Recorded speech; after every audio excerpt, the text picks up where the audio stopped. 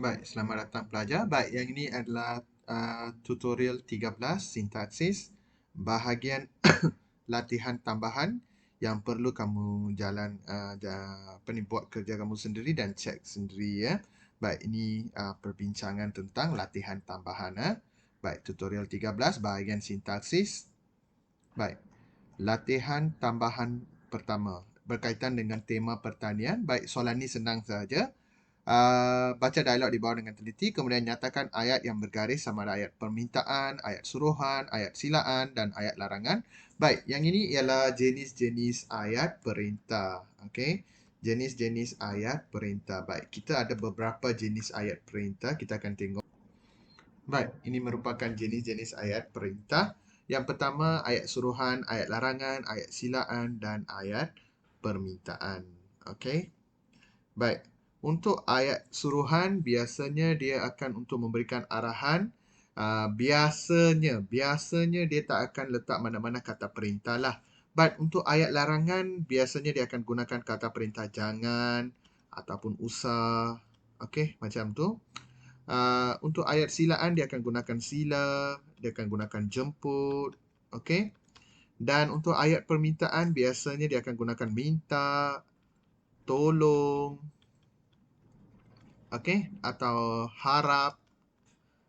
Baik, yang ini adalah contoh-contoh ayat perintah yang menggunakan kata perintah sebegini. Tapi penggunaan kata perintah ini hanya sebagai panduan, tak semestinya kena ada kata perintah baru dia cakap ayat larangan. Contoh, observe this sentence.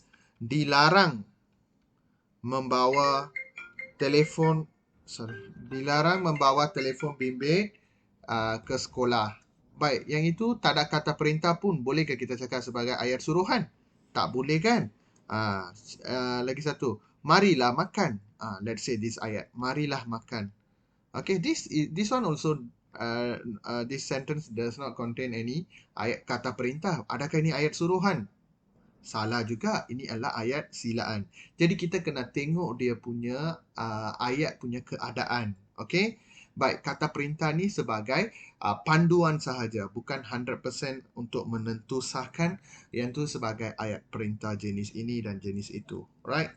Baik, kita pergi ke soalan dia. Baik, nombor 1, Encik Ahmad. Hai Encik Alim, silalah duduk di kerusi itu sementara saya menyelesaikan kerja pemberian makanan kepada udang galak ini. Lap dulu kerusi itu dengan kain buruk itu. Sambil menunjukkan kain yang tersidai pada kayu. Terima kasih, jangan susah-susah kerana saya. Macamlah, saya tak boleh kotor-kotor ini. Udang peliharaan kamu nampak menjadi. Memang menjadi jika dipelihara dengan betul. Saya perlu memberinya, M tu huruf kecil, saya perlu memberinya makan 4 kali sehari. Usah kurang kerana boleh menjejaskan pertumbuhannya. Usah kurangnya, jangan sikit-sikit pula. Macam tu. Oh, saya tumpang gembira dengan kejayaan kamu hari ini. Haraplah satu hari nanti kamu diiktiraf sebagai penternak yang berjaya. Terima kasih, Lim. Undang-undang ini akan saya hantar ke Singapura dan China kerana permintaan amat tinggi di negara itu. Ambil udang ini, bawa balik ke rumah dan suruh isteri kamu masak. Terima kasih. Semoga murah rezeki kamu. Baik. Ini contoh dia ayat dia. Okay, baik, kita akan tengok apa jenis-jenis ayat yang terlibat di sini. Baik, kamu tengok kata perintah yang di sini digunakan sila lah. Biasanya kita gunakan untuk jemput. Lepas tu kita check balik. Adakah ni betul-betul dia menjemput? Ya, dia menjemput duduk kan? Jadi ini ayat adalah ayat silaan. Nombor 1 tu ayat silaan. Okay. Baik, di sini dia suruh list down saja. Jadi kamu list down sajalah. Ayat silaan. Yang kedua, lap dulu kerusi itu dengan kain buruh. Dia menyuruh sesuatu. Jadi ini adalah ayat suruhan. Okay. Jangan susah-susah kerana saya. Jangan susah-susah kerana saya. Dia melarang secara lembut. Okay, jangan melarang doesn't mean you prohibit something in a very stern voice or stern warning. Okay, also can be in a softer way. Okay, so this one is considered as ayat larangan. Usah kurang kerana boleh menjejaskan pertumbuhannya. Juga ayat larangan. Haraplah suatu hari nanti kamu diiktiraf sebagai penternak yang berjaya. Haraplah, nanti tadi saya dah cakapkan, ini adalah ayat permintaan. Baik, haraplah biasanya kita guna untuk permintaan juga. Kamu minta dia. Okey. Ayat permintaan. Ambil udang ini, bawa balik ke rumah dan suruh isteri kamu masak. Ini ayat suruhan lah. Jadi, macam itulah kamu kenal pasti dia punya jenis ayat dan tulis di tempat yang disediakan lah. Baik, itu latihan tambahan 1. Baik, kita pergi latihan tambahan kedua pula. Everyone's favorite. Okay. Praktis tambahan 2, pelancongan. Kita tukar ayat aktif kepada ayat pasif. Baik, saya bagi kamu di sini 3 ayat. Baik. Ayat aktif dengan pasif, kena ingat saya dah ajar kamu masa form 3, form 2, form 1 kamu kan. Okay. Cuba pecahkan ayat kamu itu dan kenal pasti kalau subjek dia diri pertama atau diri kedua, tak boleh gunakan di oleh. Tak boleh gunakan konsep di oleh. Kalau diri ketiga, mesti kena gunakan di oleh. Baik, kita tengok ayat yang pertama dia. Okay. Kita boleh menjangkakan proses pemulihan akan bermula pada awal tahun 2021.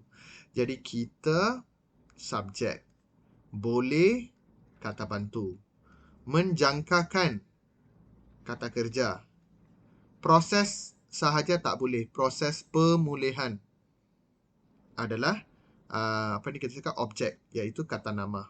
Objek lah, saya letak objek.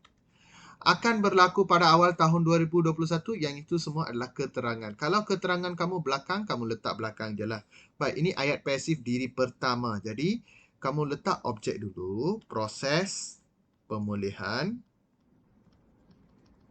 Okey, dah letak objek kan? Lepas tu letak kata bantu. Selalu objek nombor 1, kata bantu. Lepas tu subjek ke kata kerja ke, itu bergantung pada diri pertama, diri kedua atau diri ketiga. Baik. Yang janji objek nombor 1, kata bantu nombor 2. Okey. Proses pemulihan boleh. Ini diri pertama atau diri kedua, kita masuk subjek dulu. Boleh kita menjangkakan, potong imbuhan kita letak jangkakan. Lepas tu keterangan, salin balik. Akan berlaku bermula pada awal tahun 2021. Okey. Baik, itu cara dia. Baik, soalan kedua pula, ayat kedua. Pelancongan mendatangkan hasil pendapatan negara yang bukan sedikit. Pelancongan, subjek. Mendatangkan, ini tak ada kata bantu, straight pergi kepada kata kerja. So, kata kerjanya mendatangkan hasil pendapatan negara yang bukan sedikit, objek. Tak boleh hasil pendapatan negara saja, sebab dia dah cakap yang kena ambil secara keseluruhan. Okey. Baik, hasil pendapatan negara yang bukan sedikit. Hasil pendapatan negara yang bukan sedikit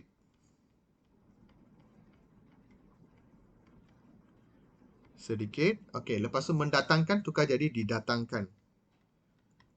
Didatangkan oleh subjek dia pelancongan. Okey, ayat ni nampak pelik tapi betul. Hasil pendapatan negara yang bukan sedikit didatangkan oleh pelancongan. Okey. Baik, yang ketiga, pelancong membelanjakan wang yang banyak untuk penginapan, makan minum, pengangkutan dan cendera hati. Jadi, pelancongan subjek, membelanjakan kata kerja, wang yang banyak objek. Okey. Right. Jadi, kita start dengan objek dulu. Wang yang banyak. Okey, ini diri ketiga, jadi digunakan di oleh sebab pelancong orang ketiga, subjek katakan diri ketiga. Wang yang banyak, tak ada kata bantu, terus pergi membelanjakan, tukar jadi dibelanjakan. Dibelanjakan oleh pelancong. Kalau kamu tak letak oleh pun masih betul. Tak letak oleh. Oleh is optional. Wang yang banyak dibelanjakan pelancong pun betul juga. Wang yang banyak dibelanjakan oleh pelancong pun betul juga. Okey. Okey, yang lain semua untuk penginapan, makan, minum, pengangkutan dan cenderamata semua adalah keterangan. Jadi kamu tulis di belakang juga. Okey, untuk apa? Untuk penginapan, makan, minum, pengangkutan, penginapan, makan, minum dan makan, minum, uh, another, pengangkutan dan cenderamata.